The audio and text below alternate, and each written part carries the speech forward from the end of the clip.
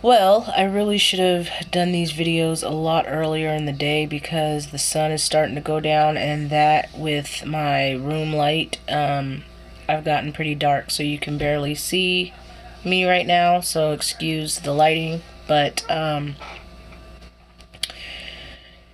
anyways, so in case you haven't watched my last few videos, we're going to jump into some stats. My surgery day was January 9th. I had VSG, vertical sleeve gastrectomy, at Overlake Hospital in Bellevue, Washington, with Dr. Gupta. My highest weight was 301 pounds. My surgery weight was 276 pounds. My last recorded weight was Sunday, which was 253.9 pounds, which gives me a weight loss since surgery of 22.1 pounds and an overall weight loss of 47.1 pounds. So, where I left off in my last video was I was released from the hospital after surgery, and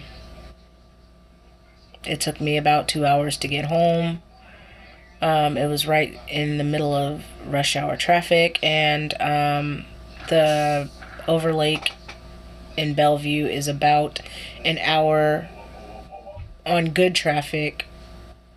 It's about an hour drive to Tacoma, where I live. So, I get into this is what happens when you film 4 videos in one day. I get into Tacoma, and I stop off at the Kaiser facility to pick up my medications that I'm going to need. At this point, I had been riding with my ice pack for 2 hours, so it was pretty much melted by then. And so I asked the Kaiser if they had a ice pack for me, and they gave me one of those really generic ice packs, and it did absolutely nothing. I think it melted within like 15 minutes. So I didn't even bother asking for another one. I waited until I got to another pharmacy, and I bought one of the ice packs that they gave me in the actual hospital, which became my best friend, but we will go into that. So it's one of the ice packs where you can put the ice in and you can tie it around wherever you need the ice pack at.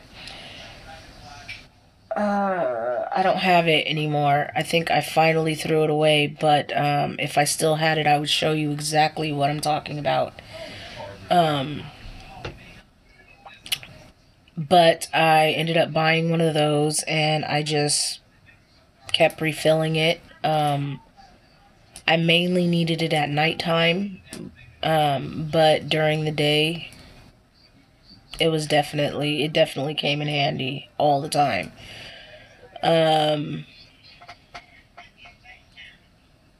Yeah, like I said, that ice pack definitely became my best friend,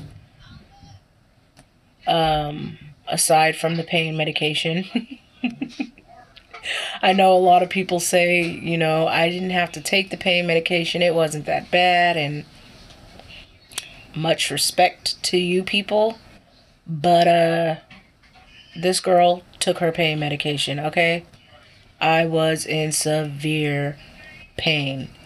And when I say pain, it was not even so much. I mean, yes, my incisions were painful. Obviously, my abs were very sore. And the most painful spot was the main incision, which is right over here. I am not going to show you guys. I know that seems to be a thing on YouTube, and nothing against those people, but I'm just not that secure yet. So, my main incision is about right here, and it reaches from about here to here right now. It used to be quite a bit longer, but now it's about that length. But that was my most painful spot. And it's because apparently they had to staple it to my, like, abdomen or something. They had to staple it to my abs to close it up all the way. I don't know. But that is the part where they actually remove the stomach through, the portion of the stomach that they cut away. That's where they actually pull it out at. And so it's a bit larger than the other incisions. But that was not the pain I was worried about. The pain that I was worried about was the gas pain. Let me tell you that gas pain was excruciating. And I think that the worst part is that I never knew when the gas was going to hit. I was so full of air because when you have bariatric surgery, what they do is they fill your abdomen up with air so that they can maneuver around, you know, all of your organs and everything, so that they have room to kind of operate. And some people said that their surgeon actually tries to expel most of the gas, like they press on your stomach and stuff. Yeah, not my surgeon's office. I literally walked around with that gas for about 2.5 weeks. And it was excruciating, especially when it would travel up to, like, in between my shoulder blades, or you could feel it moving around. Ugh, it hurt so bad. I would literally be sitting and having a conversation with somebody and a gas pain would hit and it would stop me mid-conversation because it was that bad. And they say, you know, walking around helps. And I think it definitely did help, moving around and stuff. But when they say that, they don't ever tell you how long it takes, though.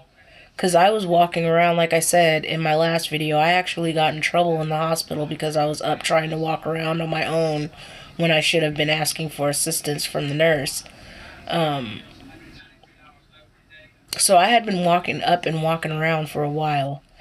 And I swear that gas pain was an issue for the first 2.5 weeks that I was at home. I was miserable. I was absolutely miserable. And that has a lot to do with the emotional state that I was in. In my introductory video, I mentioned that I was going through some emotional issues that I did not feel comfortable putting on camera at the time. And so now I will go over those emotional issues with you in this video. Some of the emotions was because of the gas pain. I was thinking, what the hell did I just do? Like, is this always going to be a problem for me? When is it going to go away? And I know that that's probably like normal problems people have. I mean, I don't think that it was individually my problem. But I'm just trying to work out with you right now, like, what I was going through mentally. So I was just like, man. And it's like every day that it stuck around, every day that it took, it was like one more day that I was just like, damn, you're not gone yet. Like, it was bad.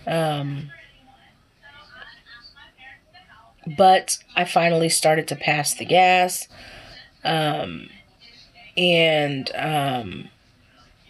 Then I moved on to another problem that occurred from my surgery.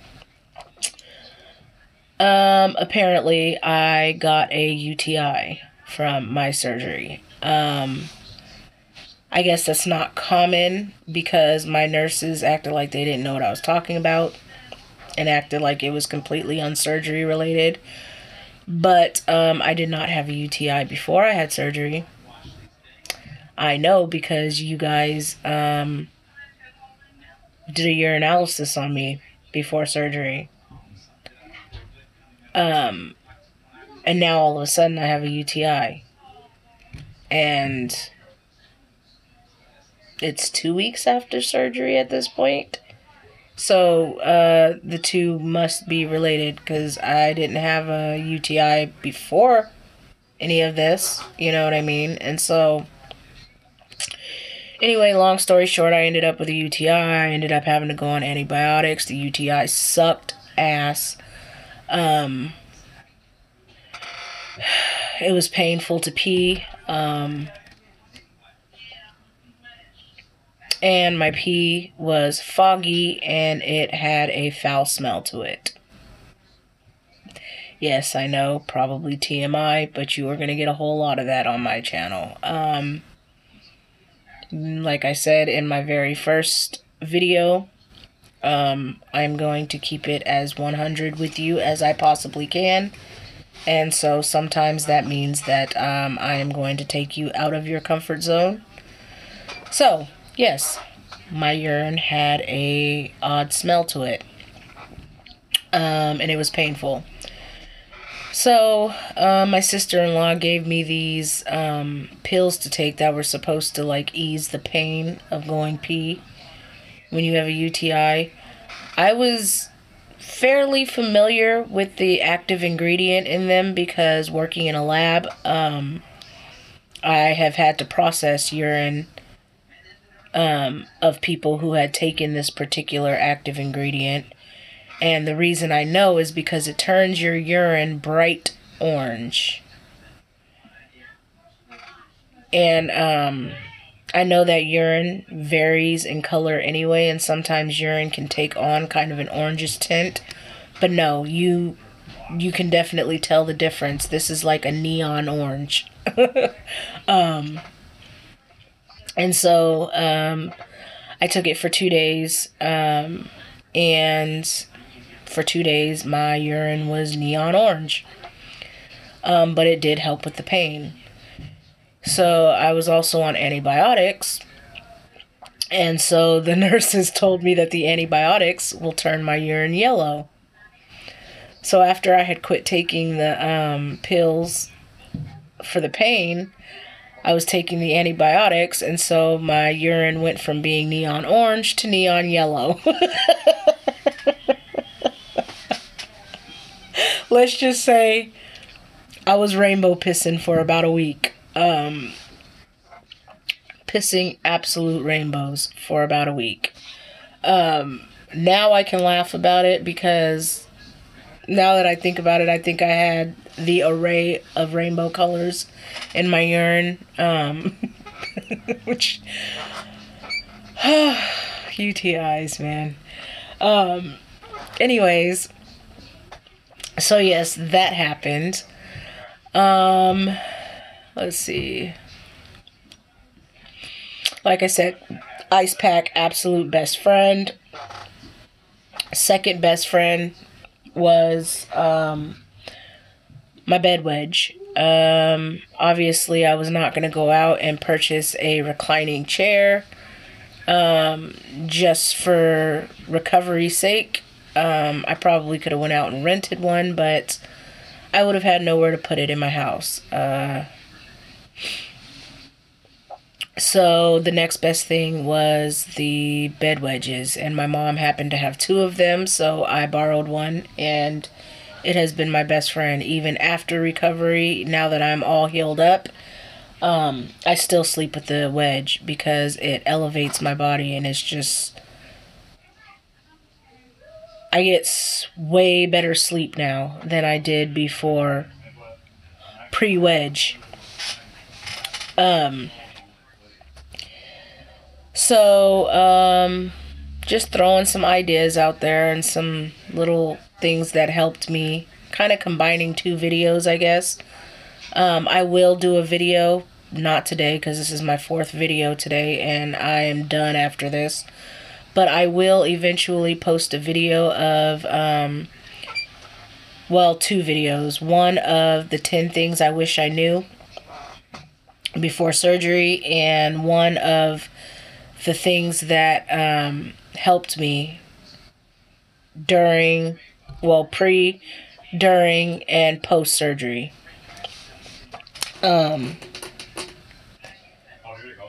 But let's see, what else is worth mentioning? I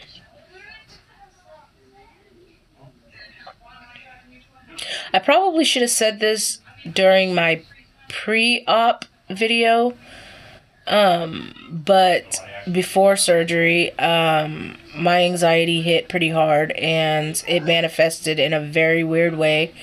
I ended up throwing out a whole lot of stuff, and then I felt a little bad afterwards because some of the stuff I went back and realized that I might have wanted to keep it. But I was just tossing stuff out like crazy, and I guess it was kind of a version of like a nesting phase. I did speak with a therapist about it, and she just pretty much said that it was pretty much having surgery was taking the control out of my hands. You know what I mean? And so this was my way of holding on to some sense of control, I guess. Controlling my surroundings gave me that sense of control that I felt like I was losing through surgery, which makes sense. But I just really wish that some of the stuff I hadn't thrown out, like,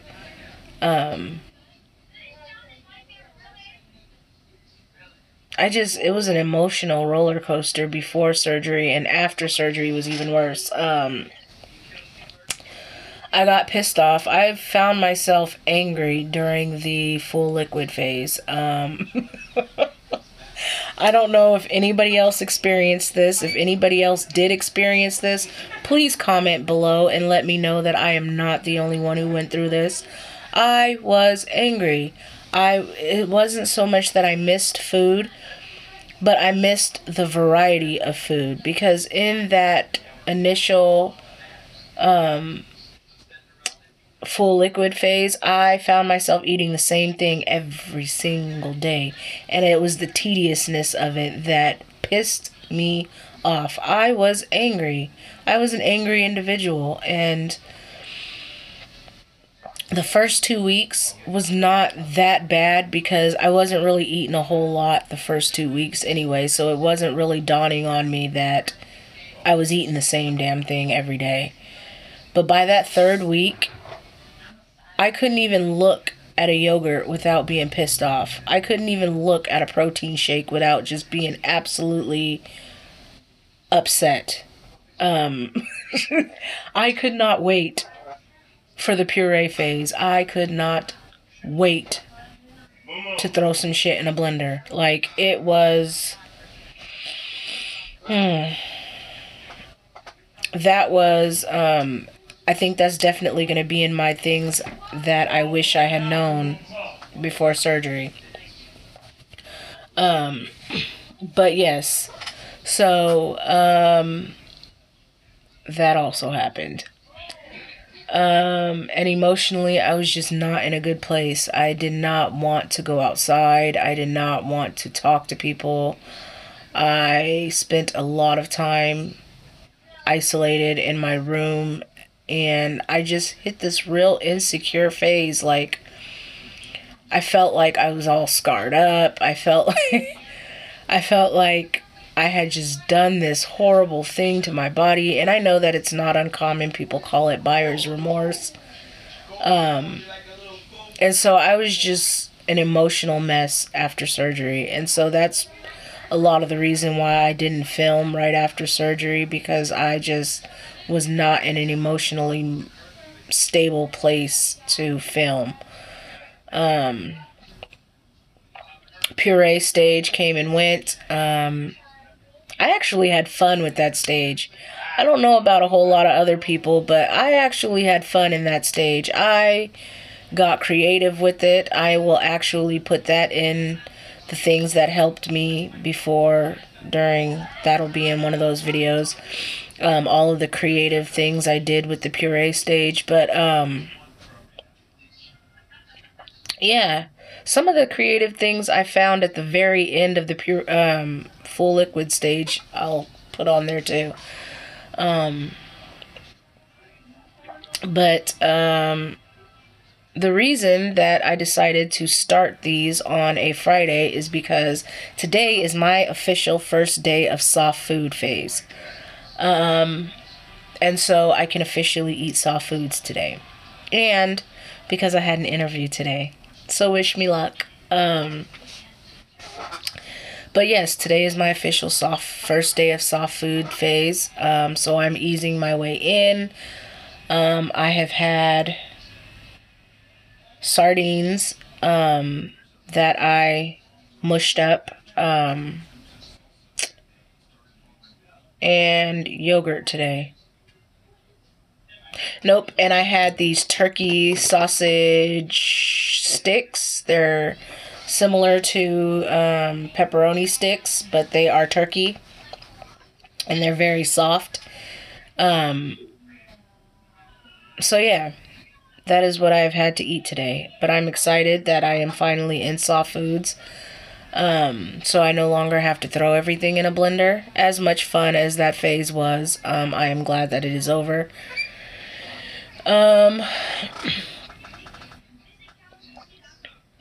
Yeah. So I think you guys are all pretty much caught up from pre-surgery to today. I'm going to end this here and leave you with, even though I know it probably sounds like I'm complaining a lot, this was absolutely the best decision that I have made. I just don't want anybody to get the wrong idea that it is a walk in the park, because it is not. At least for me, my experience was a little rough. But that's not to say that everybody's experience is the same as mine. I have heard horror stories, and I have heard people who were smooth selling. So, you know, and I've heard all of it in between, you know. So, like I said in the beginning of one of my videos, you can't base your situation off of somebody else's. I can only speak for me, and I can only tell you what my experience was. And personally, I feel like my situation could have gone a little smoother, but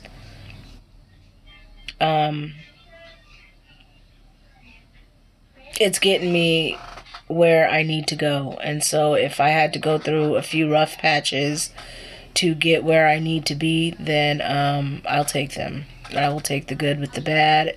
And I'm going to tell you guys, good, bad, ugly, indifferent, you're going to know. I guess I will end here, and I will see you guys in my next video. Talk to you then.